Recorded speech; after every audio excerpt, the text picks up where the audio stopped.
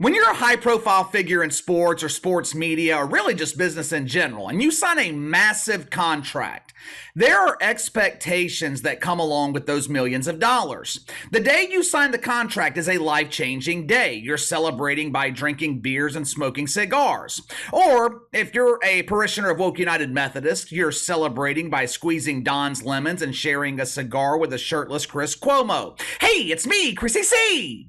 But the celebration does not last very long. The celebration, that is a fantasy. It's the calm before the storm. Because once those fat paychecks start depositing into your bank account, you're expected to deliver results. Celebration over. There are no excuses to be made. There is no one to blame. You either step up or you step aside. This past off season, my Saints, they spend $150 million to bring in Derek Carr. Now, he was Dennis Allen, the head coach. He was Dennis Allen's personal choice, which that should have been the first red flag. Dennis Allen, he is like Chris Licht of the NFL. For those that don't know, Chris Licht is the former president of CNN. He and Dennis Allen, they both make a lot of choices, but they never make the right decision. The fan base in New Orleans, we were very, very excited. We finally had our savior. We finally thought we had the successor to Drew Brees. For the first time in 2 years, we're going into training camp with no doubt at the quarterback position. There was no longer a need to play spin the cucumber to figure out our quarterback. Derek Carr was the guy. Expectation was set. The Saints have the easiest schedule in the NFL. We're in the easiest division. We supposedly have our franchise quarterback in place. Everything is falling perfectly into place, right? 4 weeks into the season, Saints are 2-2 with arguably the worst offense in the NFL. Now, according to Mina Kimes, the Saints don't have the worst offense because the stats don't tell us that, which is why I always say stats are absolutely meaningless. I watch this team every week, haven't missed a play all season. Trust me when I tell you, this is the worst offense in the league. Many people in New Orleans, they are blaming offensive coordinator Pete Carmichael. And look, he definitely deserves some of the blame. Pete Carmichael has no business calling plays in the NFL. You don't have to take my word for it. He will tell you that himself. Peter Beater, he didn't want the job. But a lot of the blame falls on the shoulders of Derek Carr. Why? Because he is the highest paid player on the roster. He's the franchise quarterback. He's the leader of the team. Derek Carr is the one with the expectations. When you sign the multi-million-dollar contract, you're also agreeing to accept the expectations that come along with it. This past summer, Pat McAfee was in a similar situation. Derek Carr, he was facing a tough decision this summer. Do I retire from the NFL or do I accept $150 million and become the franchise player in New Orleans? Pat McAfee, he had a similar decision to make. Do I remain independent? Do I continue to grow my platform on my own? Or do I accept $85 million from the worldwide leader in woke and become their franchise player? Well, KC, Stephen A. Smith is the franchise player at ESPN. No, Stephen A. Smith was the franchise player at ESPN. Pat McAfee is now the highest paid personality at the network outside of Joe Buck and Troy Aikman, which they don't really count since they're only on ESPN 3 hours every week for Monday Night Football.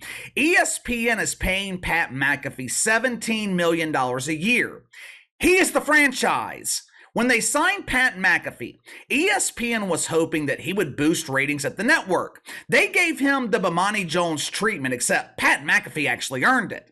He proved he was a draw before coming to ESPN. Bomani Jones, he can't draw a wiener to the Butt Bongo Festival. ESPN put Pat McAfee on right after Bromance, which is more commonly known as First Take. Outside of PTI, pardon the interruption, you could not ask for a better lead-in at ESPN. Every day, Stephen A. Smith and the grown man who calls himself Shay Shay. I will never, ever understand that. I know we're living in this weird era where men are choosing to identify as women, but I will just never understand why an NFL Hall of Famer would choose to identify as Shay Shay. But to each his own. Anyway, every day, Pat McAfee, he is handed 400,000 to 700,000 viewers. The expectation is rather simple. All Pat McAfee has to do is retain them. You want to do the opposite of Bomani Jones here. Bobo the Magician, he's handed 700,000 viewers, he makes them disappear. That was fine when he was collecting woke welfare at ESPN because there were no expectations. No one expected greatness from Bomani Jones, but greatness is expected from Pat McAfee. We are 4 weeks into the Pat McAfee experiment at ESPN, and it gives me absolutely no pleasure when I tell you this. It ain't going good. It puts a smile on my face when I see the WNBA dump realizing their destiny is a huge embarrassing failure. I used to have a lot of fun talking about the ratings failure of Bomani Jones, but I actually like Pat McAfee. Pat McAfee, he's almost like one of us. I want to see him succeed. I want to see him do well. But 4 weeks into his contract at ESPN, it just ain't happening. Right now, he's averaging 280,000 viewers. Now, that number is lower than the midday episode of SportsCenter that used to air in the same time slot, and that was significantly cheaper to produce. Pat McAfee's down 15% in the key 18 to 49 demo. He ranks outside of the top 30 on his own network. He is being beaten right now by such high-profile shows like NBA Today. Dude, how can you be beaten by a show that is focused on the NBA during their off-season? His ratings are significantly lower than the chase for the golden toilet and the dump, which ESPN is mistakenly calling the WNBA playoffs. In 4 weeks, Pat McAfee has eclipsed 300,000 viewers 4 times. And that number I just gave you, 280,000 viewers, that number was boosted by the curiosity factor during the first week or two of the show. Ratings last week were an unmitigated disaster.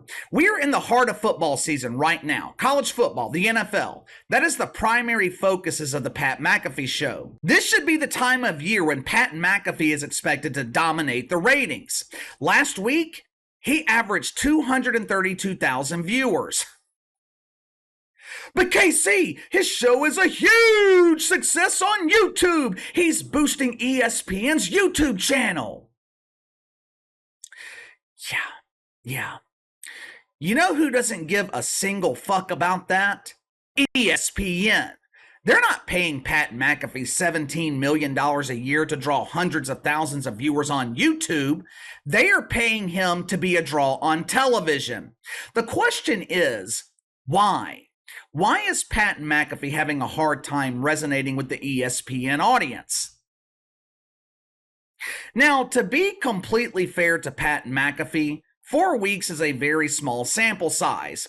Just because he's not doing well now doesn't mean he is destined for failure in the future. I hope he succeeds. I want to see Pat McAfee do well. I just don't see it happening at ESPN. For starters, there is a huge difference in being a YouTube star and being a television star.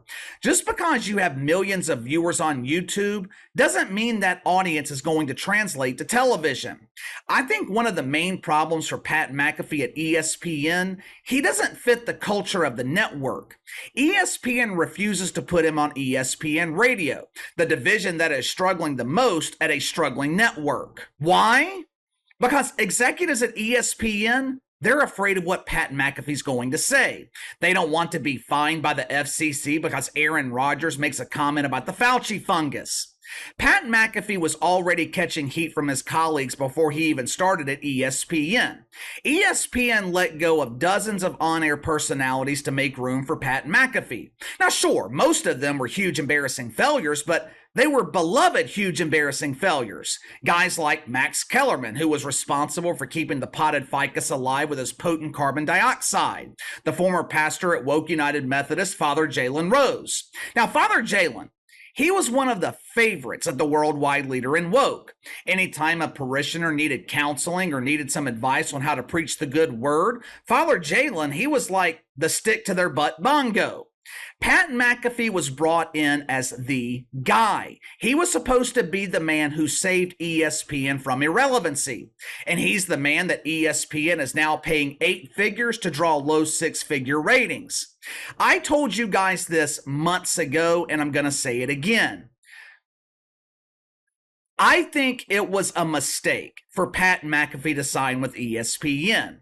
I understand why he signed. He wanted a bigger platform for his show, but oftentimes, bigger is not always better.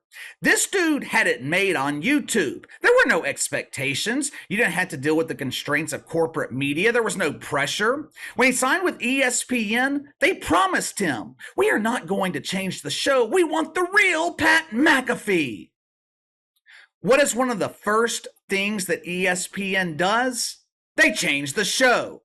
"Hey there, Pat, we have one minor request for you. Can you limit the use of 4-letter words? Words like fuck, shit, and ass, they are very, very painful to our audience." Now, to be fair, so far, there haven't been any major changes to the Pat McAfee show. Matter of fact, I was pleasantly surprised a couple of weeks ago when ESPN didn't release a public statement after one of his co-hosts made a joke about Catholics. Now, I'm sure if they made a joke about Methodist, Pat McAfee would have been suspended, but since it was a harmless joke about Catholics, ESPN just let it slide. The problem for Pat McAfee, if ratings don't improve, his problem, ESPN is going to have all the leverage. Hadn't happened yet, but eventually, something offensive is going to be said on this show. Now, of course, me and you won't find it offensive, but the shit fucks will be offended by something. The people who are paid to express their fake outrage on social media, they will find something about Pat McAfee to offend them. What is going to happen then? We already know how ESPN responds to fake outrage on social media. They fold.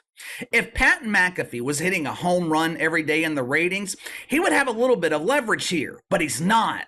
I just don't see this ending well for Pat McAfee. Eventually, ESPN is going to want to put their fingerprints on this show. They are going to change the show.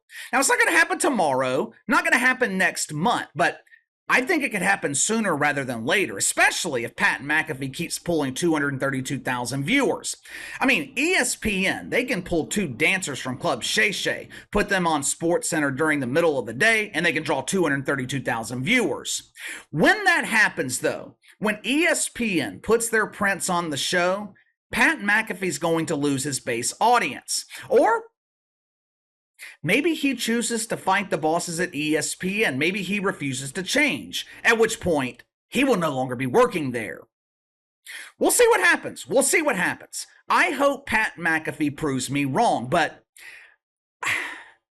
I just don't see this marriage between Pat McAfee and ESPN. I don't see it working out long term. But what do you think? Is Pat McAfee a good fit at ESPN? We are 4 weeks in now, and I know that's a very small sample size, but these ratings are not good. Hell, his debut episode was only 228,000 viewers. Your debut episode, it's supposed to spike the ratings. I think Pat McAfee's a star, but it just doesn't seem to be translating at ESPN. Why do you think that is? Let me know. Sound off in the comments below. Like, subscribe, share the video. I appreciate you guys and your support. Follow me on Twitter at KC_BTL84, and I will see you guys tomorrow.